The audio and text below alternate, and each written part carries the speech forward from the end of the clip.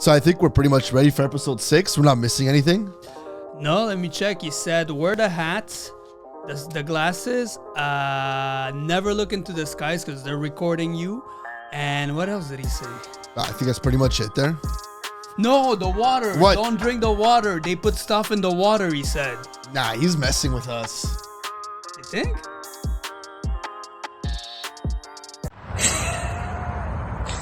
You freaking idiots.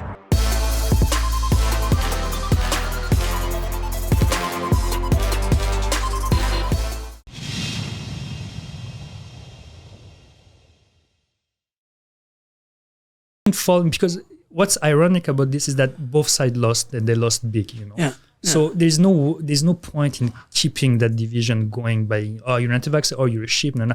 And if this is gonna be our last episode, anyways, we might as well go for it. All right, so welcome to the DNA Fitness podcast. Well, it's like I said, I've been tired. 9 booster today.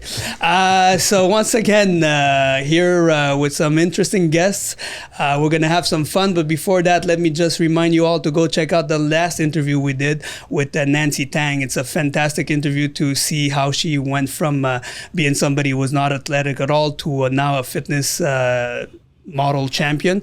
Definitely go check that out. But today, something fun. I was looking forward to this because this might be controversial a little bit. Maybe, whatever. Maybe. We've been trying to get canceled since the beginning, so here's our chance. So with me, I have Monsieur Sorrouch and Miss Tatev. And I'm familiar with Sorrouch, and you're a happy surprise that we have here today. I've been wanting to have Sorrouch on for a while because we go back. We used to be trainers for the same company. Yep. First of all, you're doing good. You're happy. Perfect. You seem Yeah. you No, seem a little. No, you're good. Okay. I just can't believe I'm seeing you after all these years. After all, I know it, and it's a little rough that we start like that. But we should go for a little supper one of these days. So I've known you from personal training. You were a great trainer. We were working together. I remember you being all into boxing back then, also Correct. wrestling, I think, Yes. and a good trainer. So and then I went on to do my thing. Went to open up my gym. Went to LA, I think. Then I came back, opened my things, and I didn't see you for a while, but we still kept in touch a bit. And then one day I get a friend request from Mr. Sorrouch. What? Something named alias on Facebook. Okay, so something like that. So I get the request. I'm is this Sorrouch?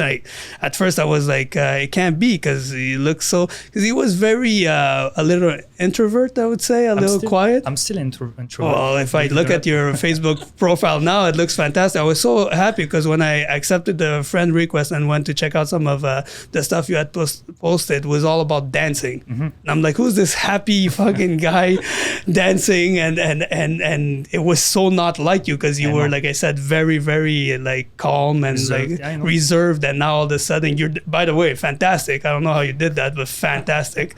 And then there it was, and everything was, from time I think I probably said hi, what's up, and then everything went well, and then something happened. I think January 2020. Something. The happiness kind of went away.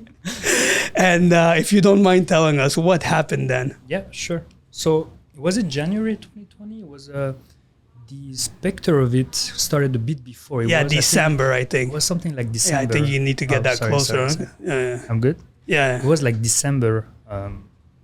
Yeah, I researched it before. I think it started somewhere December. We heard the first like noise of it. And it was very strange. We can come back to it later. Yeah. But even at that time, it was so brutal, like the difference between our daily lives until that moment. And then oh my God. It's like we entered like a fully other universe. I will bring this up later, but remember the videos of the Chinese people falling on the street? They were showing that on TV. Yes. Like there's this new virus and they were showing Chinese guys in like full suit, like fainting just in the street. yeah. And we're thinking like, what's going on? What the hell? And I remember at work, everybody was just talking about that. There was no other subject and people were joking. And I remember one of my coworkers, because I was a personal trainer there. I was Yeah. studying, right? I was doing my bachelor. Yes, exactly. And in In physics. Physics, yeah. Then I stopped because I had to start the master. I started the master, then I went on, finished the Ph.D. and etc. Yeah. But when I started after my studies, when I started working in that company, one of the technician there says, "Oh, but we might let's be careful because we might come here." And I remember I laughed. I said, That's so crazy that you say Yeah, that. right. It's the exact same reaction. I was like, that's China, man. China's like in another universe. So what are you far. talking? Yeah, like who cares about that? "What are you know? talking about?" Yeah. Yeah. And then little it went in like it was a crescendo. It was like, "Oh no, we're not gonna close the border," and then boom, "Oh, we're closing the border. Oh, there's no travel. Oh, Europe is shutting down," and then it's like all these.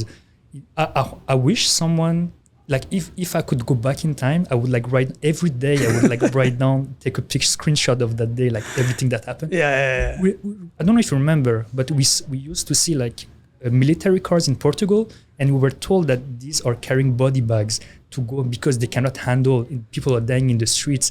And it was like, what is this going on? See, you got into it a lot more than I did because I think I ignored it until the day it was actually you can't go out anymore. Yeah. This was too interesting. Yeah, I'm very yeah. curious by nature, and this was like wow. And it was sort of my, if you want, okay, I'm 33. I was born in 88.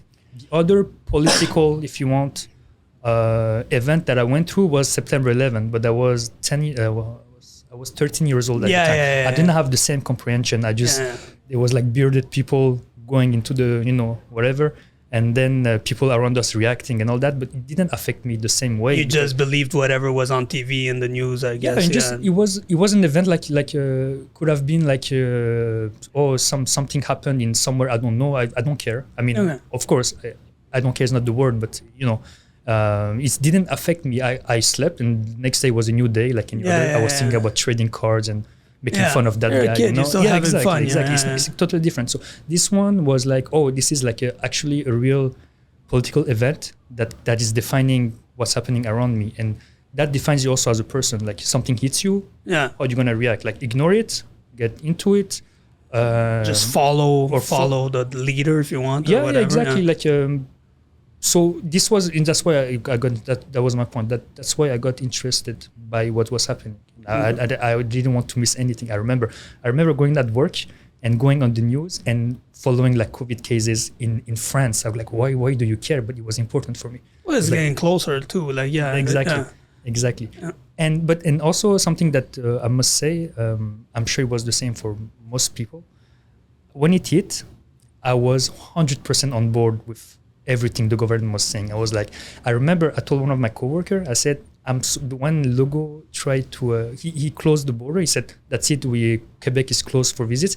I remember telling him, thank God we have someone like him to protect us. Oh, well, didn't he look so good at first, man? Oh, man. Oh, my God. This guy, I was like, yeah, like, this is where I'm happy to have this guy, Things changed a bit after. But it changed, correct. Yeah, but without letting you go too deep into this, I also want to have Tatev's perspective. Sure. So for you, when you first, were you like Sorrouch that right from the beginning, you're like, what is this? What's happening? Or more like me that just waits for the last minute to react to things? Yeah, no, I was more like you. I mean, I was hearing about it a little bit. Like I had a friend that had, I don't know, she ordered a wedding dress from China actually, like online. Okay. And like we were talking about that, and she was saying maybe it's not going to get here on time because there's this coronavirus and things are going to take more time maybe. I was like, really, why would that affect anything? To me, like I was not even I wasn't really looking into it at all until really it came to like, I can't go out anymore. Maybe the week before the lockdown, I was like, oh shit, this is here. This like is serious. Yeah. Oh, so it's kind of like there were some people like you, obviously, that from the beginning, and I had other friends that also told me, dude, this is gonna hit here, and again, full denial. Maybe I didn't want to believe it. Mm-hmm. And even if I would have, I never thought it was going to turn into the nightmare that it did. So, okay. So you're all on board. You're like, Legault's my man. Good for this. Let's wear masks or whatever. So when does a bit of a shift happen? Yes. It was, I don't know if you remember, the thing is I grew up, I was born in Iran, and we went to France with my parents. So from 17 to 14, I was in France, and I kept that. Well, if I start talking in French, you will hear my accent. I kept the accent, and I kept also some part of that culture with me, because there was a critical period from when you're growing up. Yeah. So everything that comes from France usually interests me. So, and I wasn't looking for that specifically at first, but I heard in Quebec, he was in Radio Canada, I think, one of the journalists, and that turned out to be like the fact-checking crew after, like he was Le Décrypteur, I think. I don't know if you heard of them. Oh my God. Anyway, we'll keep that for later. We'll get to that. They started making fun of, he was a professor in France with long hair. Yeah, what's Raoult, his name? Didier Raoult. Yeah. And I swear, I was looking at TV, I was like, who the fuck is that guy? Yeah. Like, get the fuck out of here! We're trying to fight COVID, and that he's also a character. He had like he has a ring that has like a dead skull on it. Okay. And he's like, this is my personal belief. It's none of your business. But anyway, he was on TV saying there's a cure for this, and people, the guy on TV said, and he claims he has a cure. And so COVID, they're ridiculizing. of course, like because COVID is you cannot fight COVID. You have to hide this. What do you mean? He's too strong for you. Shut up. Shut up. And he's a worldwide renowned virologist. That's the thing. That was my tipping point, because I told you I finished my PhD in 2019, and I know academia world a bit, even though medicine and maybe science like that are not exactly the same, but they follow the same. To be a professor, to be head of a department, you cannot put a clown there. You have to be solid, because you get judged by everybody all the time. If you're not like rock solid in what you do, there's no way. And I find out the guy they're ridiculing, the décrypteur guy who has like a bac en communication from UQAM. No, nothing against nothing against that. He's but trying like, to. He's making fun. He's humiliating the guy. The greatest virologist today.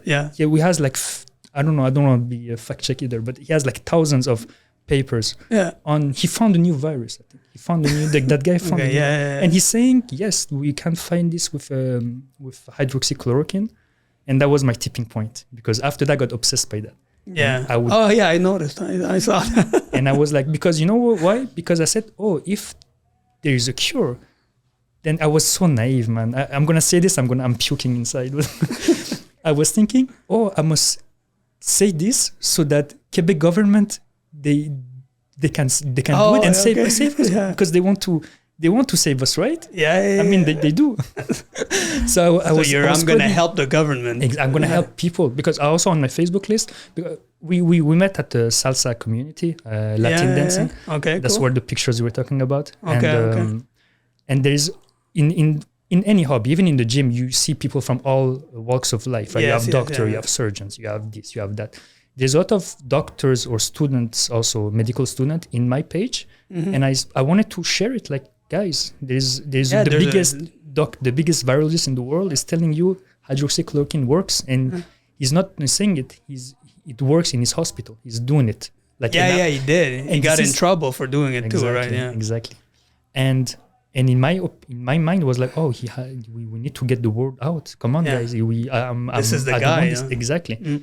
And no, nothing. He was the more it went, the more he was ridiculed. But I knew something was up by then. And after that, and I was talking with Tatev, we're saying like, how do you know like this is true or not? He said, and I told her, I think whatever problem you look at, and we had the conversation upstairs about finance and all that. But whatever problem you look like, once you see a pattern, and everything, you can explain everything with your pattern, that means you have the story. If you need to change your version every 5 minutes, I don't want to hear it. Yeah, okay. And that's what they're doing for 2 years. This variant change, or this no. We will get into it. Yeah. But once the pattern works, like, why do you start attacking a cure? Like, what's so wrong? Okay, it doesn't work, but either way, people are dying. Study it, so maybe like exactly, it can still help, you know? And I was so happy because there was a university in Acadie that said, this doctor is trying a clinical trial of hydroxychloroquine. And I was like, this is it. He's going to find out. He's going to be honest about it. It works. And when I find it, we never heard about him again, right? He got censored. Okay. It was also hydroxychloroquine. It was vitamin D. There was a big fuss about vitamin D being not allowed to give to elderly people for some reason. Okay. Zinc. Really? Yeah. Think, yeah. Oh, okay. Azithromycin. Yeah, I know the stuff by heart. And this is what's cool. This is what I was telling Dimitri, why I wanted to interview you, because you'll admit yourself that a lot of people come up with all these theories and some of them don't put in the effort and just repeat crazy things that they read or they've heard. But you put like studies, you put newspapers, like things that other maybe more liberal or like that don't have as much constraint as some of the channels here have posted. So I've read a lot of them because I wanted to know, right? And I'm too lazy to do the research, so I'll just go see what he's saying. And then I read it, and it was interesting. So was it the same for you, Tatev? Did he convince you that it wasn't what we all thought it was, or how did that go? No, I think like I was going through my own process at the same time, like which was a different process, and then we aligned at some point, and then we kind of joined forces from that point on.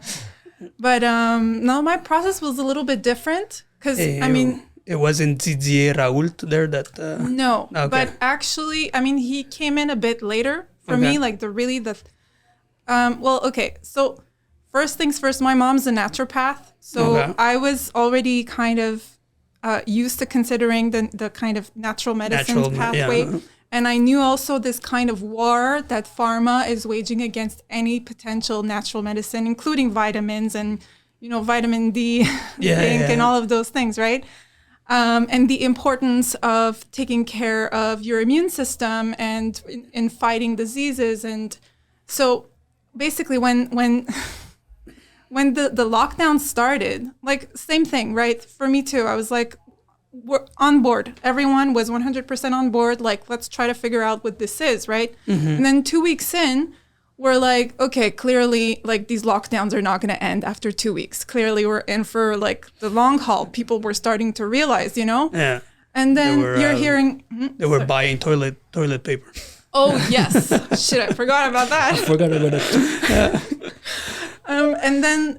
And then, oh my God. And then the month after that was like, I was following what was happening in the CHSLD, the elder care facilities. And I was listening, like there were some people, right? Like the préposés aux bénéficiaires. I'm not sure how to say that in English, but like they were describing the situation, right? And then since everybody was scared, there were no people taking care of them, right? And then we were sitting in the meantime, we're sitting here at home being paid $2,000 a month to do nothing, right? I'm like, all of these people, like we're sitting at home to take care, like so to save the elderly, the vulnerable population, right? Because 1 month in, we already knew, okay, the people that are at risk are the elderly and people with diabetes and all sorts of kind of health conditions, but like young people, like below the age, I don't know, up to 50-year-old, like even 60. You're going to be okay. You're going to be okay. It's basically a flu. If anything, it's even less dangerous than a flu. Like I remember looking at even some data comparing the flu per age group. Yeah. Comparing it to COVID per age group. Now, like clearly, like below 60, you're good, Yeah. So on the one hand, there's all of these things that were like coming together and didn't make sense what the government was doing, because we're sitting at home. Not only all of these financial resources are not used to help these elderly that we're supposed to be helping by staying at home, but on top of that, we're also messing up with our health. Right, by sitting at home, because we're not exercising, we're not talking to people, we're not... The mental health too. The mental health, oh my God, don't get me started on the mental health crisis. Like I've seen so many people suffer so much. Yeah. I even lost a friend to addiction issues, like I saw really the ugly face of mental health issues as a result of these sorry to hear that, but that is the case of a lot of people. They suffer tremendously to this isolation process, which I mean, time will tell if it did anything, but so both of you don't deny the existence of the virus, right?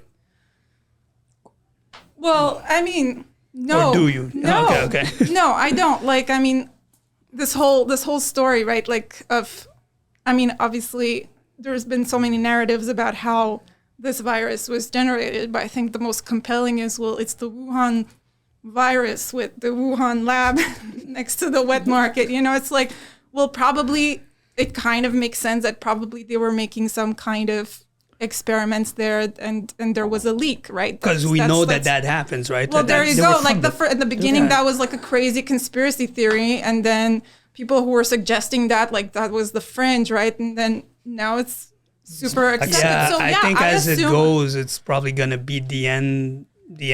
I still think that's what it was. Yeah. Yeah. So yes, I do think there was a virus there.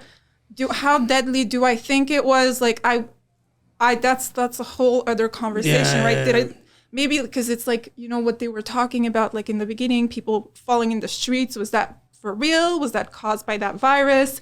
Did the virus really like lose potency really quickly because when it encountered, you know, people, and then it mutated really quickly, and then it became less and less dangerous. Yeah. And then by the time it got here, then it was basically kind of a flu on steroids, you know? Yeah.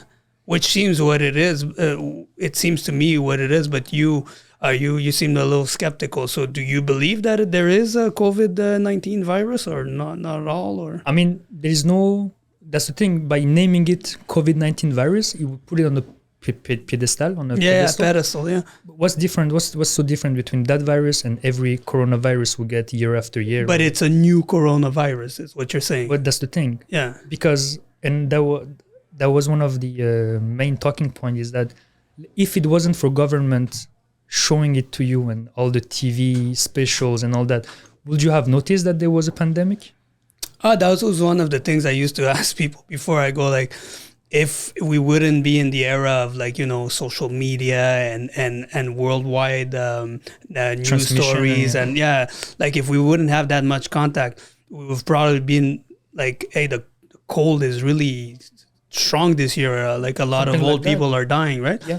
But I don't know if the hysteria would have come with that, right? Because you don't know, right? Exactly. So maybe it is, maybe it isn't, but I don't think we would have gone that nuts with it. Yeah. So I find that when you ask, when the question, when they say, oh, but so that means you're denying that there's a virus, it's irrelevant, because if the government wasn't showing it to you, you would not talk about it. It's like I'm telling you, do you believe in acid rain? You don't believe in acid rain. Does it, like?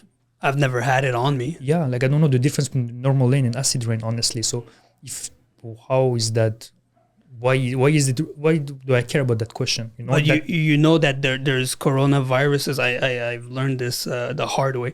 There's a coronavirus with some numbers after it, and then there's another one with a different number after it, and they've kind of categorized these ones. And I think this is a new one. If it's not the same it's as like a new generation. Like, because I'm telling you this quick story, because I got hit with. At one point, everybody was getting COVID, and I got walking pneumonia just from a virus, you know. And when they found the virus, like me, I thought it was COVID, and I was kind of happy because now I have it. I can go out again. I can do my things. I don't have to worry about it. Yeah, I have the antibody, like, you know, the whole thing. I won't have to deal with it anymore. But pneumonia is rough, man. It was really rough. So I lost like 12 pounds, and it was a rough time. Yeah. So when they did all kinds of testing, it wasn't COVID, it wasn't that, and they found this old coronavirus. They go like, I don't know where the hell you got that. So I'm like, what luck do I have? I found it, but I still gotta worry about COVID, because, like, you know, I got this old thing that nobody gets anymore, but like, and I go like, okay, I still gotta fight COVID. That being said, when I got COVID, it was not saying anything to discredit, like, you know, some people really suffer and all that, but me, it was the easiest cold I've ever got. Now, is that because I've been vaccinated and all that? That's up to who knows, like, that's exactly. the thing. So okay, so as long, you know, like, you guys, because that's what a lot of people were saying at one point, that there's nothing, they just like do everything the same. Maybe it would have been a naive way to go about it, but it would have maybe done the same at the end. That's because you saw Florida, the way they that too? Pretty much lived like there was no coronavirus. Sweden. Thank you. Yeah. Sweden. Yeah. Correct. And yes, a bunch of people died, but the numbers I don't think are worse than. You see, a bunch of people died, but another question I still have today is that how can you describe a coronavirus death? Is it like some people were talking about like it's cytosis, I think it's called, in the lungs, and it degenerates in the lung, and your whole immune system fights against itself, so it destroys the lung and all that. But is it because then we start learning that people who died from cancer but tested positive from COVID. Yeah, that's and that makes it very difficult to buy into the narrative. You know? To believe that it did that much damage. As correct. We thought, like yeah. I know. Like when you're weak and you catch a bad cold, like maybe like you did, if you weren't as let's fit, say I would have had AIDS or something, maybe you die from it, right? But then they're gonna say it's that, or you maybe died from complications. Exactly. If you didn't have a good system and all that, maybe you would have been much worse. God forbid. Yeah, exactly. No, I know. So here's the thing. Like, how is it? How do we know? How do we go comparing? Like, if you don't do a study, how do you know what are the real numbers so that you can assess if it worked or not? But one thing for sure is that the lockdown was, in most cases, way worse than what the COVID did. That's what they were saying, right? That a lot of people that I think would think same as you would say, like, you can't make the solution worse than the problem. And sorry, I cut you off, but I think you want to say something. I was going to say it's true that like some of the data is so hard to interpret because like you don't know how they collect that data. You don't have anything to compare it to understand what it even means, right? Like if these are the number of people that are hospitalized from COVID or die from COVID this year, how many people die from the flu each year? You know, I don't have anything to compare it to know how bad is it actually, you know? So at the end of the day, like the only really kind of a reliable data set that you have is all-cause mortality, right? And that's something that I went to look into, like on the Quebec website. Like, I don't know, I didn't look for Canada. I don't know if that's available or not, but for the Quebec website, you can go look at all-cause death all combined, and then you can divide it by age group, and then you see it for each year, you know? Okay. And then for 2020, you could see that there was a clear spike in all-cause mortality specifically in April and May of 2020. Okay. And specifically for people above 80 years old. Okay. Like there was a bit of a spike for the, 50, 60-year-old. Okay. Nothing different below 40. Okay. And then after those 2 months of the lockdown specifically, right? Because it was the beginning of the pandemic, but it was also like that was the harshest lockdowns and the CHSLD crisis, right? Yeah. After that, all-cause mortality was exactly the same as every year before. And I think slightly above, but then you can add in all of those depression, suicide, and all of those things that also come into, you know? So you would have to know exactly what the person died of in order to really say, okay, that was a COVID death, this was a heart attack. And it's going to be close to impossible. Exactly. Right? And just sorry to cut you off, but it just to reinforce that point, a lot of people will say like, well, you don't have an opinion, you're not a doctor or whatever. But I've had doctors, literally, I won't say their names, I don't want them to get fired, but that I are friends that I train, and they've said, listen, literally at my hospital, there's somebody that came in because of a heart attack and died. But they tested positive for COVID, so it was written as a COVID death. Wow. It goes, so now it makes it hard for everybody because again, I'm thinking of this person in particular, they were all in at first, same as you, we're all in, but then they started going, and they lived the height of the crisis, and I remember him telling me that he was at a hotel, because they had reserved 3 floors of the hotels for everybody that was coming in with COVID. And he did that. So it was harsh for him. But then down the road, he started thinking, maybe these deaths are not like directly associated because he saw it firsthand. Correct. So just before people say that we're all crazy, there is those things that have happened, right? And I think that is mildly accepted because wherever you go, because so many articles we read at the time that we had to fight to know if it's true or not. I think there's like different levels of fact checking. There are some things outright, if you say it's like full out attack. But some things like this, like that guy died in a car crash, but he was not as a COVID. They say, it's how do you say, like they, it has It's some possible. truth in it. Yeah, it has some it's- truth in it. So it's accepted. It's No, just that no. they don't care, and for them that doesn't change the whole the big picture, which is there's a dangerous thing outside, and to do it we all must comply. If we don't comply, that COVID thing is gonna kill us all. And to you were saying all cause mortality and all that. Remember when Raoult came on TV and said la grippe a disparu au Québec? Yeah. How can you say the influenza virus is on vacation because COVID is here? It's like I think we were city. just not contaminated one another. No, was that it? No. Because I know those 2 years that I wore masks and stayed home, dude, I didn't get sick at all. But then I'm not in contact with viruses, right? Correct, but Yeah. yes, it could be that. But the whole idea of lockdown, removing, Lift it. I think. is that okay? No, here. Yeah, there you go. The whole idea of lockdown, preventing and all that, you can make the argument that the stores are closing at 8. Everybody rushes to the same spot. So Yeah, it does it. lockdown Yeah. didn't. Like there was who was Ioannidis, I think was his name. He was one of the great immunologists. He made a recensement, like a Yeah. that every country that imposed the lockdown didn't see a drop. It didn't And do case better. in point, Quebec had the worst policies and has the worst COVID management. Whatever. Yeah. You know, and for that, I remember because you shared that article, and I remember seeing that peak in April and May, and for me it's clear because 90% of the deaths were 70%, 70-year-old and above. 90%. Yeah. If you can even go look now on Quebec.ca, I looked before coming. 90% of deaths are above 70-year-old. All the people, it's sad, but it's life. I mean, at some point you do die, right? I mean, No, yeah. it's natural. Something's But gonna just- take you at that age. It's gonna Something happen like, to all of us. Yeah. Sure, but even beyond that, like just even focusing resources on them instead of locking down all of society and Yeah. then destroying businesses like that. How But- does that make sense? Like, Correct. to me, it did not. But you know that peak that was in April and May, is that all those people that were about to die in summer, August, September, you cram them up in one space. That peak, there's all of them dying sooner because you put them, and they died of thirst, hunger. It was a Some were just left to die, right? Exactly. Yeah. It was horrible. and there was a enquête. It was a investigation on that, Yeah. and nothing happened. Like, where is the? Yeah, I know. They were they blamed one person, Marguerite Blais, and then she's back in government. Is she back? I don't know.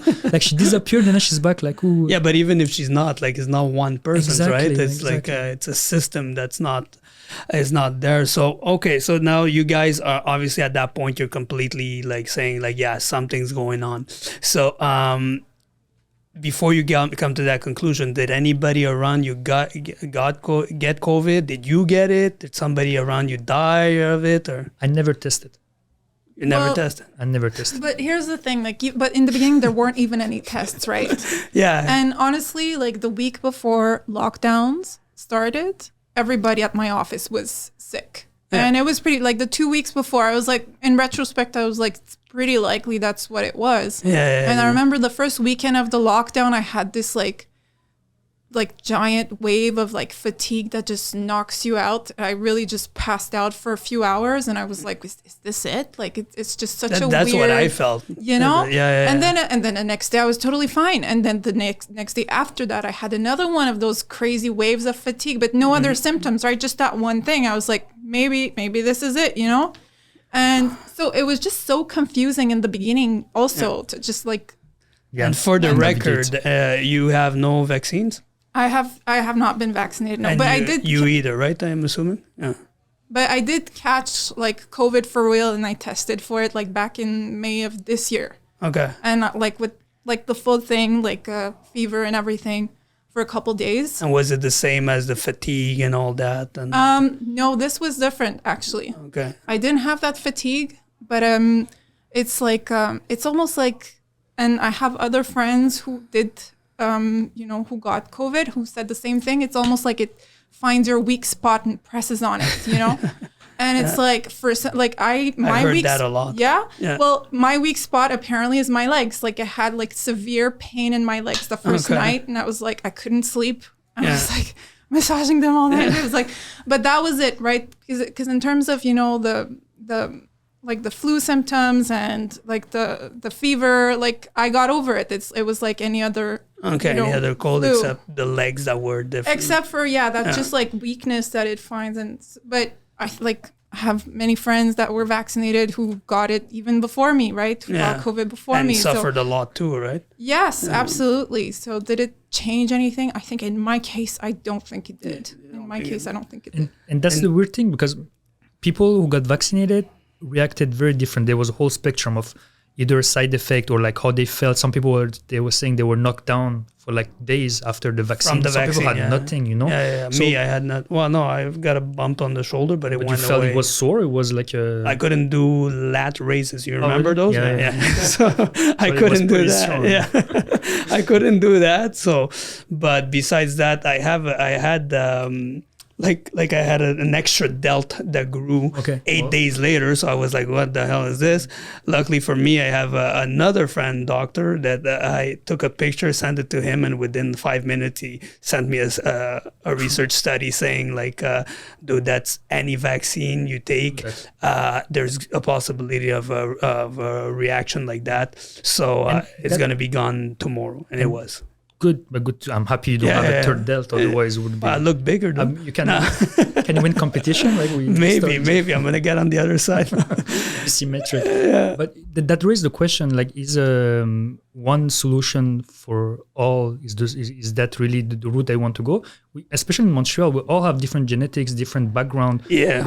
Like look, like in old days, every region, every village had their own doctor. So the doctor who healed or soigné, who healed or treated your grandparents, or is treating you whatever genetic problem he had. He saw it, you know. Yeah. But once you try to uniformize, can you say that? Can you start to make it uniform for everyone? Yeah. It's not gonna. I don't think it's like You're talking like a scientist right now. Maybe, maybe. I don't think that's a good approach, because we all have a different genetic baggage. We all have a different reaction to it, and I think that really showed up when they started vaccinating everyone with the same. Yeah. They're saying this the same. Who knows? You know, the same product. Then everybody had a different, and that's why I think there's no clear. Even now, there's no clear case, because if let's say take one extreme. The vaccine is very bad and makes you sick and it's worse than the virus, then everybody who got vaccinated, 90% of the population, will be like floored right now, which isn't the case. Some people would be what? Floored. Floored. Yeah. Like some people, they genuinely say, when they have close friends, you know, they say, "Oh, I didn't feel anything. I don't know why you're tripping with this vaccine. I didn't have anything." And same for me. Like, I mean, I think I got the virus. I'm not sure. I actually have a. Why didn't you test? Because you're afraid of that thing. It hurts. Because I have one here. Do you want to do it right now? Of course not. Because I saw it as a. I have a vaccine too. I don't have a choice. He's gonna lock me down. Yeah, exactly. You don't know, but this was all a trap. So you were saying? Yeah. I'm afraid I'm gonna look like this. But I didn't want to test because it's funny at the same time, but it's true. I'm like being honest, because this whole thing seemed like a ritual. Like I didn't want to pass. I didn't want to be part of that. I said, "There's no way I'm gonna test. Whatever. I'm gonna stay home. Nobody's gonna put that thing in my nose," and I didn't. But I have a conspiracy theory, like a story for you, if you want. Go for it, of course. I know. I got something different. It was in the middle of 2020, because I never felt like this before, and connecting the dots, I said, "Okay, so this might be COVID." Okay. And it's funny because you'll see why it's a conspiracy. I got something. I had like the flu. Like it was like really energy draining for like 5 minutes, and then I felt good for like 2 minutes, and then I felt down for 5 minutes, and I felt good for 2 minutes. It was very strange, and I was like this for 2 days. Holy shit! Like this for 2 days. Last summer, I was in Verdun. There's like a salsa spot. They go in Parc Verdun. They say. What they call it? Les Serres Verdun. Les Serres de Verdun. Okay. They put salsa music and you dance, and it's outdoor and all that. It's very fun. You should come. Yeah. And I was talking to a guy, and I told him we're talking about this, and I said, "Yeah, I remember COVID was weird. I'm not sure if it was this, but I was feeling down and up and down." And that guy was from Africa. He said, "Oh, that's like malaria." And I said, "Oh, really?" And you know why I clicked? Yeah. Because hydroxychloroquine is an anti-malarial. And what else is funny? You remember what was that? The Nobel Prize winner, Jean-Luc? No. Oh yeah. No, please. I don't want to forget his name. He's died and he's a hero. I'm so sorry. He got a you Nobel had some Prize. time to prepare for this. I know, but you joke about like vaccinating and everything. I have his face in my head and I can't like. What was his name? Why can't I remember it? Can you look? He discovered HIV. Yes, he did. Can you look? Discover HIV. This scientist. He died recently. He got the Nobel Prize. Jean-Luc something. Jean-Pierre. Oh yeah, Montagnier. Montagnier. I'm so Exactly. sorry. May you rest in peace, Luc. Nothing personal. And he said at the beginning, that guy's Nobel Prize, right? And he got attacked by Education UQAM. Wow. He said at the beginning, I mean, nothing against UQAM. I'm sorry too, you know. It's okay. I nothing- studied there too. I don't take it bad. But communication, anyway. And he said at the beginning that sequence or researcher are saying it has HIV and malaria sequence in it. And Yeah, then I heard it that somewhere. Yeah. clicked. I said, oh my God. Anyway, that was my conspiracy bit. Okay. Compelling That's theory. a- Compelling theory. So- Personal anecdote, you don't have to believe it. I lived it, so for me it's like this, and you cannot convince me otherwise. So you said conspiracy theory. I didn't want to label you guys conspiracy theorists, but do we come across as conspiracy theorists? he does. I do. You're fine. No, I'm joking. Anti-vaxxers, is that fair to say, or? So yeah, for me, anti-vaxxer and conspiracy theorist, like both of those are labels to silence dissent. Both of Yeah, those, like just by definition, you're put in a category that is like the category of social rejects. You're not a part of society, and so we cannot have a conversation. Yeah. Like I can't be exposed to whatever ideas or like whatever questions even you have, because that becomes a threat, right? So to me, this is like a kind of a propaganda tool to use these. Oh, I think these terms. it's used to discredit everybody. Like as soon as you say, "Oh, that guy's an anti-vax" or "that girl's a conspiracy theorist," it's already you're like, yeah, you know. But for me personally, and I think, when we first met, you saw that I was more into that type of stuff with 9/11, with other. I mean, the last book I read was American Conspiracies by Jesse Ventura, Senator Jesse Ventura. That gym, we will not name it, but it was a breeding ground for like conspiracies. Remember with I'm gonna name him. It was you, Aaron, and me. Like Aaron. Oh yeah, it's true. every Yeah. theory was going in there. Hey, I would have loved to have him on. bring him. He's so good. cool. Yeah, it's true. You gave me a good idea. But no, back then I wasn't. And you probably at that point you're like happy. You nothing converted against me. it. You converted me. I was the one. I was the initial. You created me, Danny.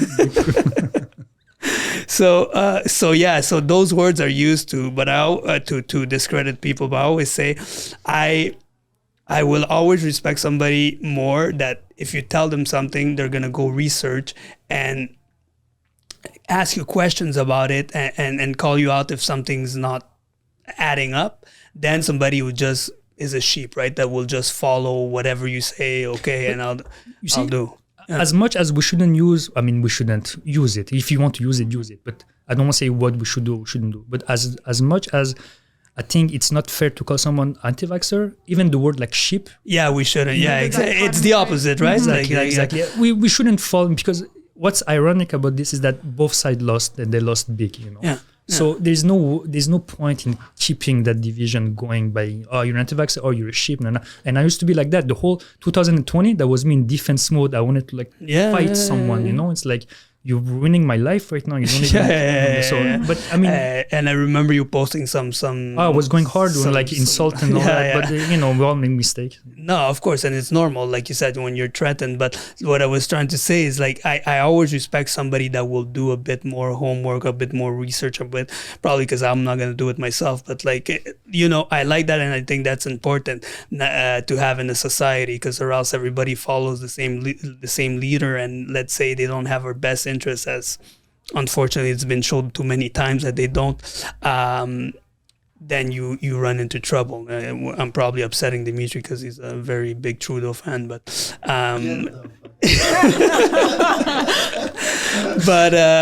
that being said, the problem with this whole thing is that a lot of what you would say anti-vaxxer or conspiracy theorists came out, And unfortunately, not the brightest ones have been highlighted, right? So you hear like the... Why though, right? Like it's so convenient. It's like every time there's a protest, they're gonna like TVA or like exactly. They'll CBC, focus. they're gonna go pick that one like white supremacist or whatever, and that's the one they're gonna show. Of course, like, of course, that's the one because it serves your narrative. Exactly, exactly. Course, We don't wanna create a space for conversation. We don't want to create like for healthy adversarial, discussions because... No, for sure. But would you guys say, you guys that are smart people, I've known you for a while. I know you're a smart guy. I know you're a Ph.D. for God's sake. So you did well. I'm assuming you too. Currently doing a master's degree. There you go. So we're not talking about like, the guy that's, just online doing his research and filling his head up with all kinds of stuff. But do you get angry or like maybe think you shouldn't be saying stuff like that because it discredits the ones that are actually doing the research? Because there's some people that will come up with crazy theories where like there's here's one I love, there's a 5G chip in my shoulder now because I get better reception now, but nevertheless. So when you hear something like that, I don't know if you guys believe it, but like I'm assuming you don't. Don't you like get angry a bit or like say like shut the fuck up, like you're making us look stupid? Like okay, but I see what you're getting at. Like for example, all these like let's put everything in the same bag. Like this guy flat earther is also anti-vax, and all that.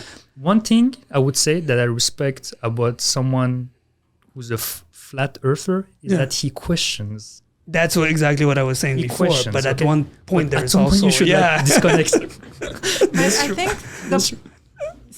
the problem is like when they put people who just ask questions in the same group as like this extreme like flat earther and then like the most extreme conspiracy theories. Didier, Raoult, let's say like something like that, like that's where it gets that's how they. But that's what I'm saying. It becomes divisive because they see that, and if I see this guy making a lot of sense and you too, and I'm like, man, these people like they research, they did their thing, and then I'm scared because that like you're against me, and then he's there and he's saying all kinds of stuff that Bill Gates was behind the whole thing. So then you're like, yeah, you see, they're all crazy. But of course, because like now I save myself from having to actually challenge you and like go against you, which is a lot easier to go against. We had that discussion I think many times also, is that there is no dangerous or bad knowledge. There's no such thing as knowing too much. If anything, knowledge is like the most important currency.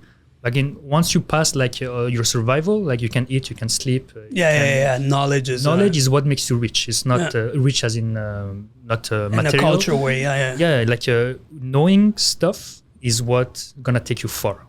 Doesn't, no matter what, it's like there's no such thing as dangerous knowledge. And I think it's a paradox that we haven't, like people haven't consumed. Me too. I love Netflix. I love Amazon Prime. I watch it any time of the day. I don't care. Sell out. Yeah, I know. I pay twice. It's too cheap. the content is too good. Why is it so cheap? Yeah. But anyway, we haven't had like that amount of consumerism in terms of fiction, and at the same time you're telling us that the conspiracy theory is if anything, conspiracy theory is the best fiction you'll ever hear. Like lizard people in power. I want to read 5 hours on like who's a lizard, who was a George Bush grandfather was like a Satanist. I want to know who he was. Because you know what? I will never reject information. I will read it. If down the line something like this, like a pattern comes up, I will connect it. I won't be like deer in the headlight. Like, that reminds me. Or you won't follow it blindly. Exactly. But also, like the more you read, the more you develop critical thinking as well, right? And the more you can be like, okay, does this theory stand up or not? Or maybe there are certain parts of it that could be potentially interesting or lead to something, but the way that it's framed is bullshit. Where you cut the line is that that information, is it going to direct my life? Is it going to change my life? Because I don't have 5 weeks of spaghetti in my basement. Because I believe in shortage coming and all that. You know? But someone will take that information and do it. Yes. Of course, there's these the people that believe the apocalypse is coming, and they're super ready. And if it comes, they're gonna survive. They're gonna laugh. Like, exactly. So, well, what happened? I mean, did he lose anything? Did he lose a limb because he knew too much? So that idea that some knowledge is dangerous, I find it suspicious, and it's a red flag right away. Yeah, but it's not even that it's dangerous. It's just, these are wackos. These people are crazies, and let's lump everybody that asks questions along with them, so we don't have to be confronted to anything they're actually saying. That would be like throwing murderers, rapists, and like a guy that cheated on his taxes in the same jail. You know, so like, exactly. Correct. We should be able to differentiate that. So now, out of this, like, you obviously started posting on a bunch of things. I don't know if you did the same, trying to educate people into, like, maybe open their eyes to what's happening. What was the hardest parts for you? Because people would look at you, like you said, wackos, what's wrong with them? What was the hardest part for you? The hardest part was me posting something super degrading to like people who believe that, and then go in my team practice where all of them and I had to like keep a straight face, you know, and they were looking at me like, why do you come here? Why do you do this? And I felt like I had no choice but doing that. I was like, and the thing is, I never had that conversation with them. There's a taboo right now. There's a taboo. Nobody wants to, there's no like reconciliation. There's no let's make a step forward. Okay, we have different conviction and life goes on. That's the bottom line. Exactly. You know, we've kind of overcome this anyways, whatever it was. It seems like, anyways, I wanted to have you guys here because we might go into another one of those. We never know with the way things have been run. But yeah, like I get you when you say like nobody wants to, like, you know, whatever. You're like, some families broke up over these, you know, I will never talk to my brother again because he didn't believe, or he believed, or whatever. So yeah, so that was the hardest part for you. That was my close friends. That was the hardest part. In my family, I didn't have that problem. I didn't have to fight. Thank God. I know my mom wanted to do it, and I took everything I had. Like, I swear, Danny, I went deep into like my psyche. Like, find the best argument you can. You need to save her. I was like really in that mode. And so she did. So she wouldn't get vaccinated. Yes. Okay. And she didn't. Okay. And you're hardcore, man. And I swear, what if something happens? I was someone else that moment. I had to like, it was for a full week. I had to like, please. I mean, I didn't say please. I tried to like argue. Anyway, one of my best moment was that a few weeks later, she's like, I come home and she's like on the sofa convincing one of her friends to not get the vaccine. And I was like, I did it. Yeah. I did it. You know? And she didn't get sick or anything? Everything's still good? She, like normal, like once a year. Okay, like the cold there. Like the usual. What about you, Tatev? What was the hardest part of... Yeah, I guess like also really witnessing that division. And like I remember, okay, so... I don't want to get into another like can of worms here, but like I remember, for example, at the very beginning, you know, these health authorities were saying, "Oh, don't wear masks because they give you a false sense of, you know, protection, and anyway, just you don't need them." Yeah. And then like a couple weeks later or a month later, they were like, "No, you all have to wear masks." And then that summer, everybody was like fighting like each other.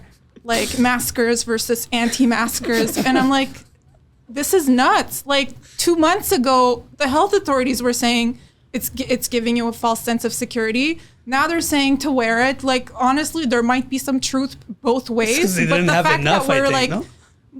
Whatever the reason, like to me, they lost credit just by changing their narrative for me. Yeah. But even the fact that there might be a bit of nuance in that conversation, you know, like, well, okay, does it protect? If so, in what context? Like, does it make sense for healthy people to be wearing masks all the time and all of these?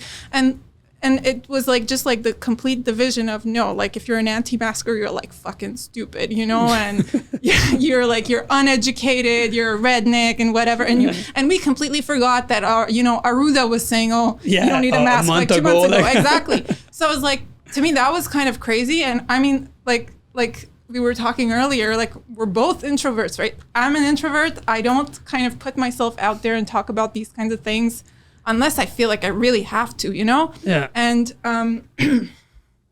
so I didn't post any kind of, I was not into insulting anybody.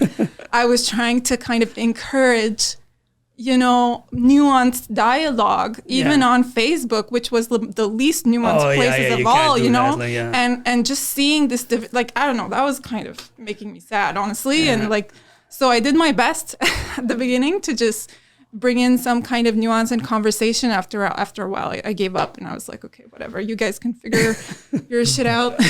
Time will tell who's right and all that. Or maybe we'll never know. But it's not even about being right. It's just like, let's not be so divided over this. Yeah. Can we just kind of have a normal conversation, look at the different kinds of studies like that say different things and not call each other names, you know? Yeah. No, it's fully understandable. Funny enough, you're gonna laugh at me because I'm like 44 years old and I still watch South Park. And they did a special about it, and the whole idea of it was funny. It was this and that, but the key idea was we let this divide us. Not that it was the apocalypse, not that it didn't exist, not that, is that we let this thing divide us completely. And I can understand that it was rough for you guys. So that being said, like, you know, we're talking about things that made us sad a bit and all that. So it's supposed to be about, like, you know, funny and fun stuff here. So let's make it a little bit more fun. So what we do to make everybody at ease and to get a good laugh, we have some jokes that might be COVID related or not. So I will ask you to each, are they right there? Yep. Okay, so right there, Tatev, I think you have, it says fucked up jokes, or with my with my Latino accent, it says fuck up jokes, but fuck up. So if you could read that, Sorrouch, please. Yeah, it's a long one. So I read it first and then I tell it. I guess I'm not gonna read it. No, tell it out loud. Don't read it in your head. Man up. What do you think I'm gonna make you say? How did the health experts lie? How? They said the mask and gloves was enough to go to the grocery store. When I get there, everyone else had clothes on. Not bad. Not bad. See, they're all like that. Guys, I'm not gonna put you in a position where they're like you're gonna get canceled. Is it my turn? Your turn, Tatev. Just to keep things light. All right. A priest asks the convicted murderer at the electric chair, "Do you have any last requests?" "Yes," replies the murderer. "Can you please hold my hand?" You get it? He's gonna get electrocuted. I thought that was pretty funny. By the way, these jokes, some of them come from me, some of them come from online because I'm not funny enough to do that many. You're funny. I try, you know. So that's just to create a bit of.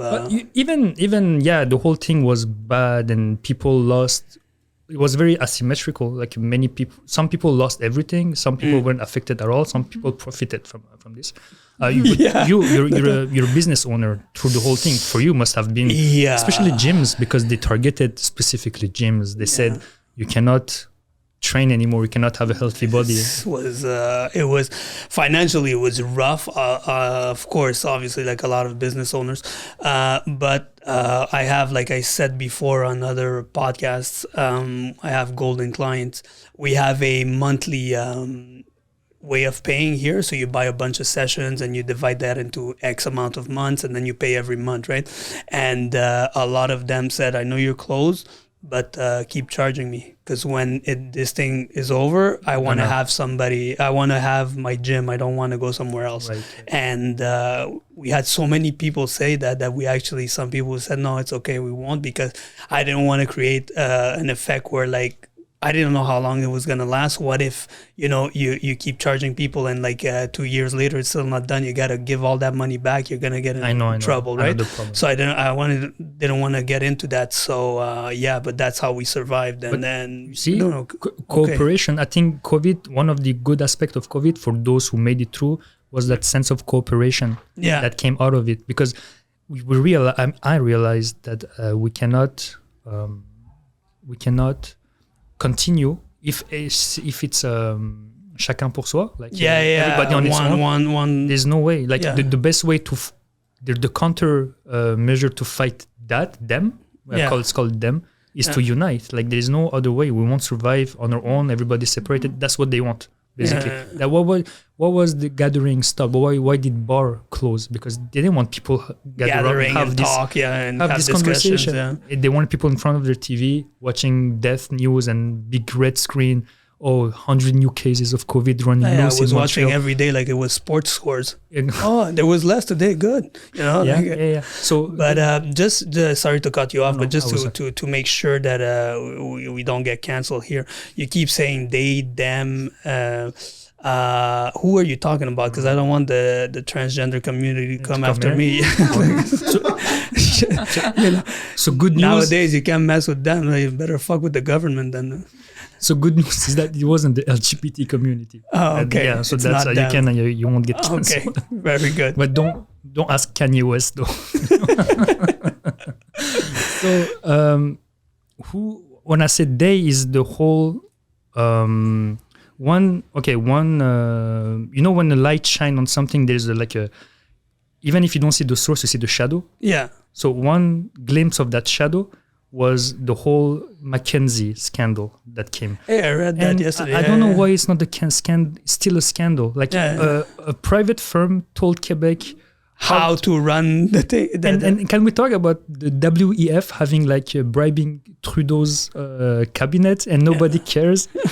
Yeah, I read that on your thing yesterday. There's a Chinese guy getting judged for treason at Hydro-Quebec. I don't know if you saw in the news. No. So that guy was selling secrets of Hydro-Quebec to China. Okay. But we have Justin Trudeau who sold the whole country to the WEF, and and he's the country who did that is judging him for selling secrets. It just it's completely unbalanced. So when I said they, it's like private interest. I think it's private interests who have private interests at heart. They want their money, their power, and they tell governments. Governments don't have sovereignty over the country anymore. It's done. They're controlled by outside interests. Exactly. And they every 4 years or every X years, the new guy comes in, but same interest at the top stay. So that's my point of view. We're lucky Dimitri doesn't have a mic right now because he would have started.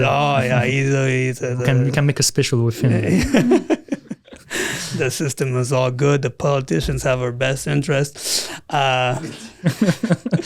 You gotta follow the money, like you said yourself. No, Dimitri. I have no mic. That's all it's about. It was planned. I'm so happy you're here, Tatev, or else this would have been a 9-hour podcast of arguing. So now, do you guys reject all vaccines, or just the COVID one, or?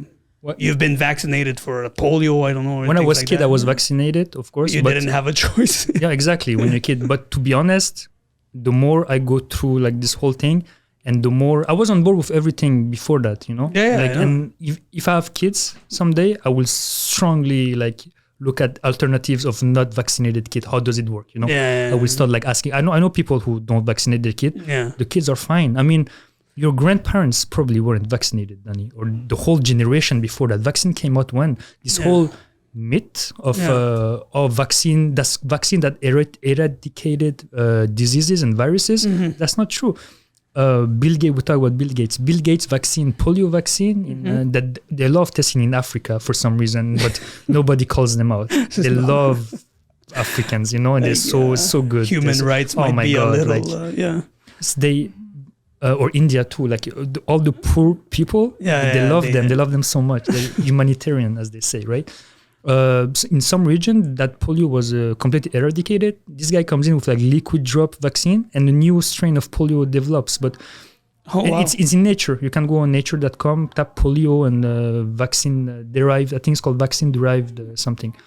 Anyway, now that I saw what they can do, I don't think I will ever trust that again. So definitely I will look into a non-vaccine. But you're not close to saying because that's what was one of my things when I started looking into it, and I'd be what do I want for my kids? Because I have 2 kids now. They're babies. I wasn't even before COVID, I was like, yeah, these vaccine things and everything. So I started reading a bit and everything. And yeah, it's always like, seems to be up for debate if it's good or bad or whatever, but I wasn't willing to risk and gamble my kids' health over I know that one way, because it might be I'm gambling the other way because I did get them vaccinated. It's scary, and yes, it's the same thing with the vaccine. It's scary. You think because of course, how can you be 100% sure of your beliefs? You know. No, exactly. It's called a belief because it can be false too. Like, yes, it's exactly. not a straight answer. Yeah? Me not getting the vaccine and basically convincing my mom to not do it. Yeah, if that took balls, man. if that turned the other way, I would be devastated. Yeah. Like I caused this. Oh my god, I caused this. Yeah. But there's the leap of faith. Is that? Leap of faith. That you have to like. I feel like, but I cannot talk, man. I don't have 2 kids. You know, like well, it's too late. I can't take the vaccine, dude. I can take it back. So like, no, but so I mean, yeah, if I'm in front, maybe when I have kid, I'll say, no, you know what, just stop your bullshit. Just do I don't want to gamble that. That was my whole thing. Like, I don't want to gamble that. But I have a very close friend who she didn't vaccinate. Oh, me too. Yeah. Like, I have a client that he's never taken Tylenol, dude. It's like, that's crazy. He gets a cold. He's sick for a long time there, but he's fine. Otherwise, you know. Yeah. So like, yeah, it's to each their own. Like you said, it's open for dialogue and to One of the thing about COVID was like a crash course on corruption everywhere. How does it work? Like corruption 101. You just in these 2 years, I know academia, medical institutions, finance, politics. What's the 5th one? Les médias, journalists. Yeah. It's all rotten. Like how there's nothing.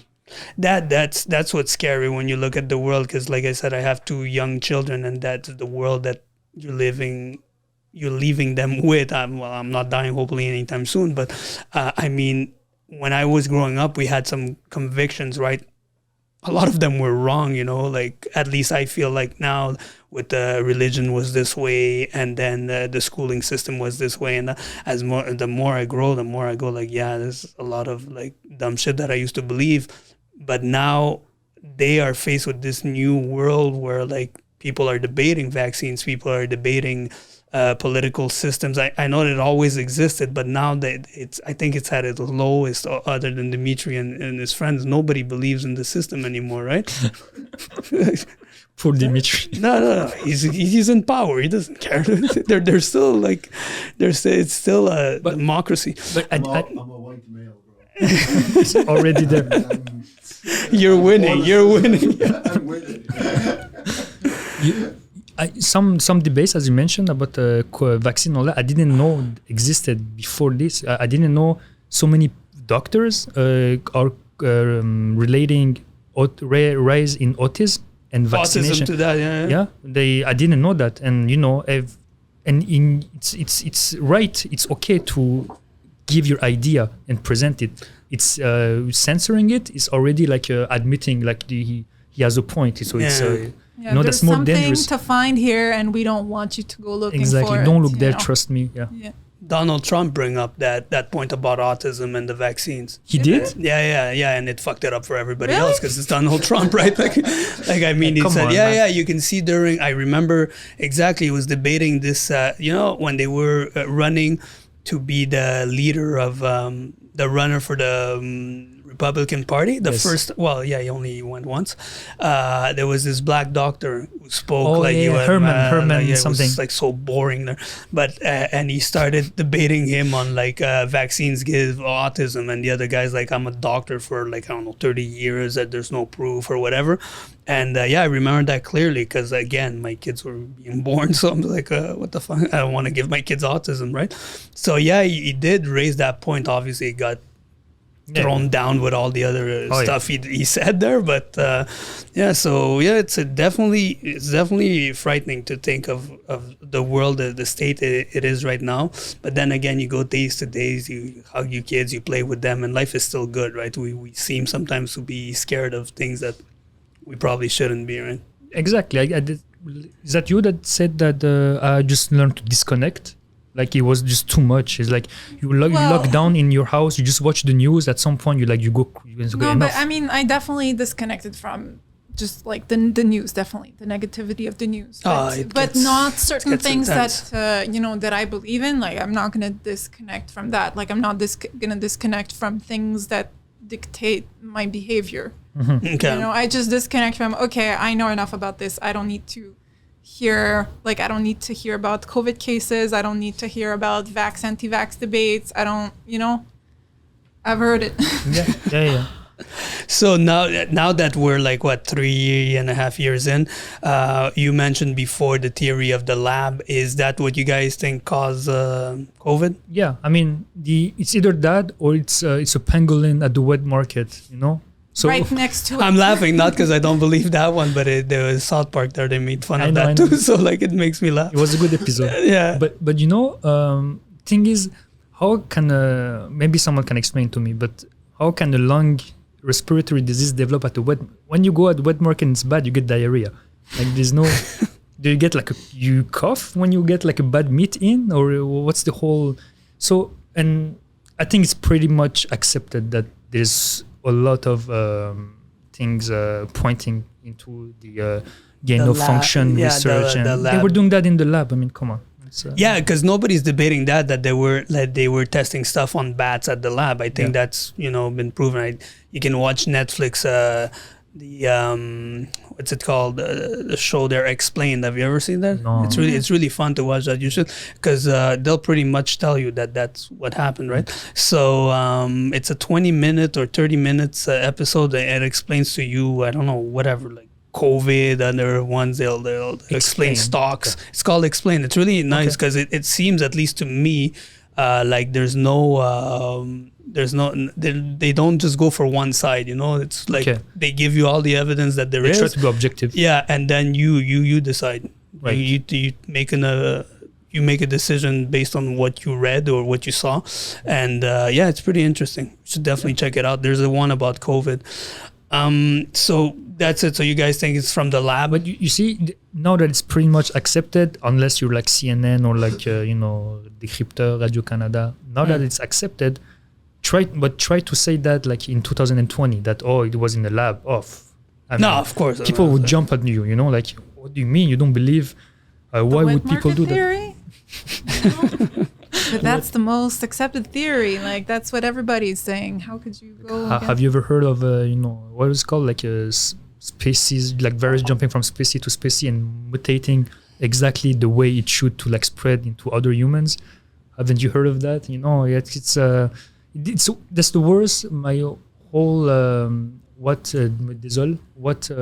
disappoints me is that people that were so adamant in their conviction in pro COVID narrative, how fast they drop it, because the way they believed in that, I thought, okay, you better. I mean, please keep that same energy when you want to defend it now, or say I was wrong. But it's like, oh no, it's gone. It never happened. It never happened. Yeah, it never happened. But another thing that never happened.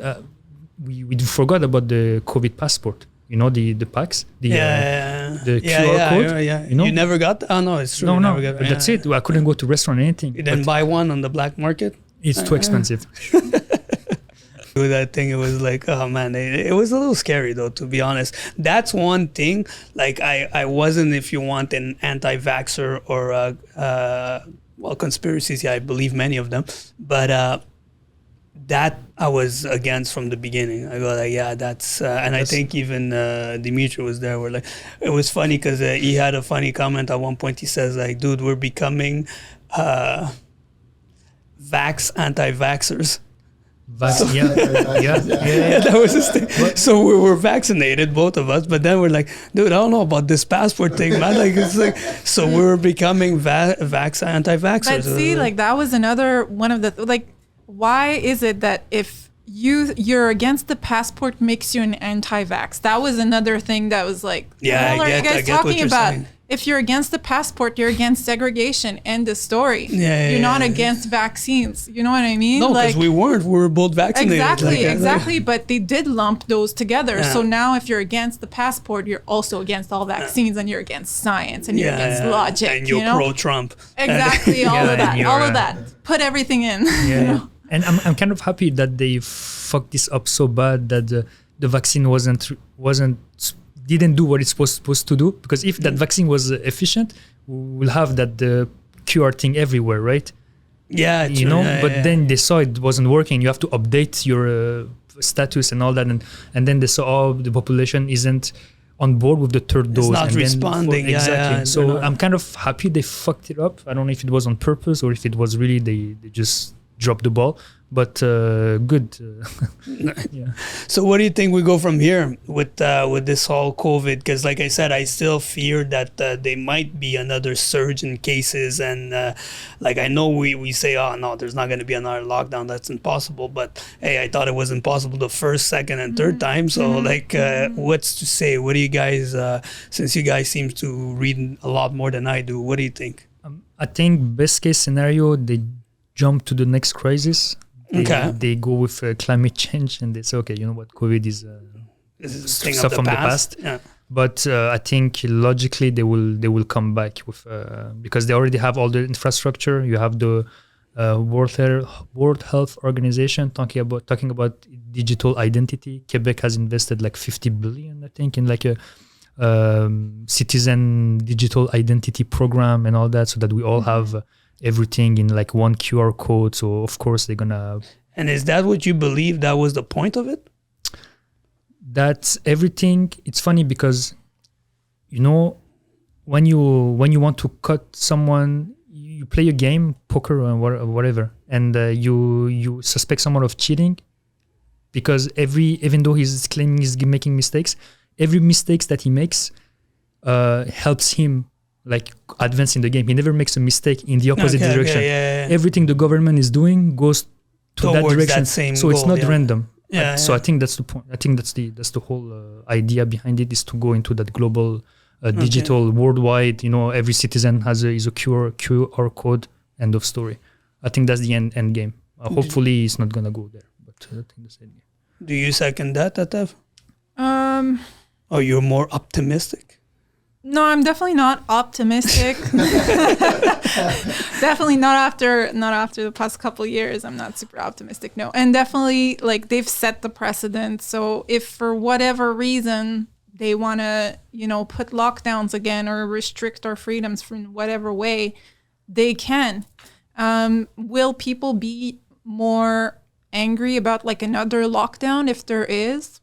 I hope so. Like at this point, it's more about like how dissenting are people willing to be at this point, because it's like, okay, we went through it the first time, second time, third time, and population was scared and the numbers were high. So it's like, so then if they start with this narrative again of hospitalizations are up, cases are up, whatever, then can they do another lockdown? Maybe people would be on board with that. If you can get people scared enough, you can get them to do anything. After that, the digital identity thing, like I do think it's coming as well. Like I've seen articles about it. I think I read something about how it's been paused or stopped in Quebec because it didn't pass the like ethics committee board or something. Okay, nice. Something like that. So I think it's on pause. Okay. But it's a project. It's still do you know there, what I mean? Yeah. How is it related to COVID restrictions? I'm not sure. But there's the, obviously the Vax Pass was kind of a beta version of that. You test it and see what happens. But you said optimistic. I am optimistic too. I mean, you brought me down, dude. I know. I'm sorry, but inner peace, regardless of what happens in outside of the gym, outside of here, whatever, outside of you, it's your inner peace. You control that to some extent. Of course, you'll have ups and downs. But even if we enter like a George Orwell type of thing, my inner peace will come. They cannot steal my soul, I would say. They will not steal my ability to still face it. And one thing that kept me going, pushing through this, and never feel depressed or anything is that it gave me like a sense of I wanted to fight against this, so that motivated me. Give you purpose. Yeah. Yes, it motivated me a lot to like call the bullshit out and everything. So I was never down. It was hard from time to time, but I always used it as a motivation to fight back harder, to learn more. And fighting back harder just means learn more and tell your friends about the stuff you find, so that it's like, oh, I'm screwing the system. You're not, but you that's the illusion. Yeah. And knowledge is power in both scenario. So thank you for bringing me back up. That's salsa Sorrouch that did that. The old school Sorrouch wouldn't do we that. We should have a salsa face off. You're from Uruguay, right? That's racist, but I'm from Peru. Yeah. But okay, we've known each other a decade or more, whatever. Yeah, we don't. Yeah, exactly. Oh. Yeah. It's exactly. Tatev's been making this point for over an hour, and you just lump us all together.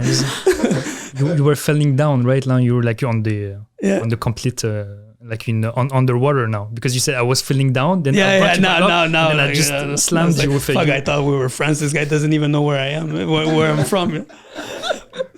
So I'm not saying down, but it's obviously a bleak way of looking at well, not necessarily bleak, but realistic too, if you believe that those things are coming.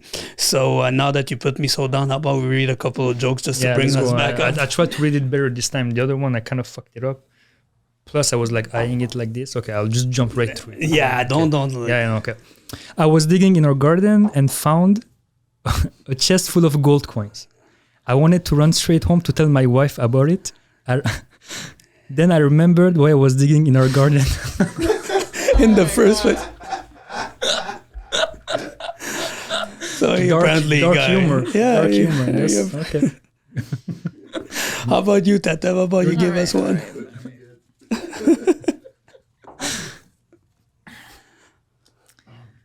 What's the difference between the Alpha and Delta variant? I don't know. It's all Greek to me. That was special. Yes. Right on, buddy. Shout out to Dimitri. All right, we're going to start winding down here. I enjoyed this conversation. But before we go, there's a few things that I researched to say, like, let's say the craziest or the most out there theories about the COVID. So do the vaccines work? The COVID especially. I will stop here. I will say it's not a vaccine, it's a treatment. Okay. Because the Moderna and Pfizer, that was the most widespread. I think even the AstraZeneca, but the Chinese one and the Russian one, apparently they're not mRNA, so messenger RNA. They're the dead version, like the classical vaccine. I'm not, again, disclaimer. That's not my specialty. But the original vaccine. They used to infect you with a dead... They inoculate you with the weak version, so you produce antibodies. Okay. This one makes your cells produce the COVID thing or one version of it or whatever that goes and supposedly neutralize COVID. But the protein of something. Spike, yeah. So I would not call it the vaccine, first of all. I would say it's a genetic experiment. And I think 3.5 years after, vaccine came in 1 year after. So 2 years after, when they say you have to renew your vaccine every 6 months, obviously call it a failure. Because then you have to say, like, what's the parameter for a success? Like, how do you know if it's working? Like, because in the beginning, it's because it was supposed to stop, I don't know, transmission or stop you from getting sick. So it's like it failed at every... we only needed like 60% of people to get it or something like that? Something like that. And now it's like, 85. Like the now... It's only advertised for helping you get less sick or having less chances of getting hospitalized. Yeah. Is that true? Potentially. Okay. But does that mean that it's a successful treatment? I don't know. I don't. You know that 99% or 90% efficacy that they based their whole Pfizer, I think was financed by Pfizer, that they put on, that was completely bullshit too. It was a difference. It was 7 more in the vaccinated group versus the unvaccinated. Out of 40,000, it was only 7 more who didn't get sick after 60. So it something wasn't that. 90. It wasn't whatever. 90, but the way they have these metrics in like academia, medicine research, they made it sound like it's fully. But there's this book, right? That's I think a favorite of Bill Gates called "How to Lie with Statistics." I didn't read it, but my brother read it, and he read me some segments of how they falsified some medical data through those statistic loopholes. Yeah. There you go. Worth looking into. We can put links to those books and stuff if people ever want to know. Now, I told you these theories, some of them are out there. So the COVID vaccine makes you magnetic. Ooh. I saw those videos. I'm going to say neutral on it. I don't agree. I don't disagree. I saw some videos. I didn't see anything. I just read it. I'll send you the videos. Okay. I'll send you videos and then you tell me. But yeah, I saw videos too. Once again, I didn't experience it myself because I didn't get vaccinated, so I wouldn't be able to anyway. But I'm not in a position to have an opinion on that. That also was the whole. He was following a whole line of the vaccine. There is a graphene oxide thing. Graphene oxide inside the vaccine, and that's a magnetic nanoparticle. And there was one batch I remember was coming from Japan. If you Google Moderna Japan, there was one batch that they found. They stopped in Japan. They stopped early administering Moderna, and one of the cause was they said they found this. It had like a black precipitate inside one of the vial, and it was magnetic. It was magnetic. Yeah, that's true. That's true. And one thing about graphene oxide is that at room temperature, they coalesce and becomes magnetic. So I don't know if you start like actually become magneto and all that. That's what I was hoping because I got Moderna, So it's like let's do it. You have a magnet. Let's just throw magnet. Let's throw magnet. I didn't take Moderna, bro. I took Pfizer. There's worse you missed things. it. You missed it. No, Pfizer's like the Hugo Boss, bro. That's a name brand. So does COVID, the vaccine, does it make you infertile? Ooh. So yeah. I mean, I heard stories. I definitely heard. I know personally. I know people that had issues with their menstrual cycle because following the they there's announced been a lot of that. Can it cause infertility? I wouldn't be surprised. Does it? Absolutely no, because I know people who got pregnant and had healthy children after. Is it gonna potentially make your children infertile when they grow up? Who knows? It's impossible to know that. Unless we go 20 years in exactly. But that also the if you want the thread line for this is that when they made the experiment, because they never tested messenger RNA vaccines or treatment on people, but they tested it in animals, and when they tested it in rats, they couldn't get pregnant because it would prevent the placenta from forming when in pregnant rats. But there was one doctor that came in on Canadian radio. It was in Ontario. He says, when the injection, it was on the shoulder, because the idea was that these whole vaccine active element will stay in the shoulder, and then it wouldn't spread everywhere. That doctor came in and said there's a team in Japan leading that work, and that they found that the spike material would end up in your balls, I don't know, and the ovaries and all that. So that could cause some infertility. And again, it's not one effect for all. Some people will react differently to it. But if someone becomes infertile, how do you know if they don't let us? Exactly. Well, one of the theories was that that's why they were so kind of hardcore on getting everybody vaccinated, so that there's no control group, so you can't compare with what's left. Yeah. So the data will never be relevant. Yeah. Was COVID a plot by Big Pharma? Big Pharma facilitated the plot. I don't think they plotted this. I think they're part of it. I think there were people above. There's people above Big Pharma. I mean, there's no follow the money. That's basically it. You inspired them too. Yeah, I know. We had a talk. It changed my life. And finally, what do you think? brain just. Find the last. They definitely like, what was the saying? Like, I don't know who said this, but don't let a good crisis go to waste. I don't know if I wouldn't say that. Kissinger. Kissinger? Henry Kissinger. I think he said that. they just I will really pretend to know who that is. I think they really what's the word? They took advantage or they profited from it. They profited the shit out of the situation. Did they were they part of the the initial gain of function research that potentially that could have caused the virus in the first place? Who knows? Maybe I wouldn't discount it. They came up with vaccine pretty quick though.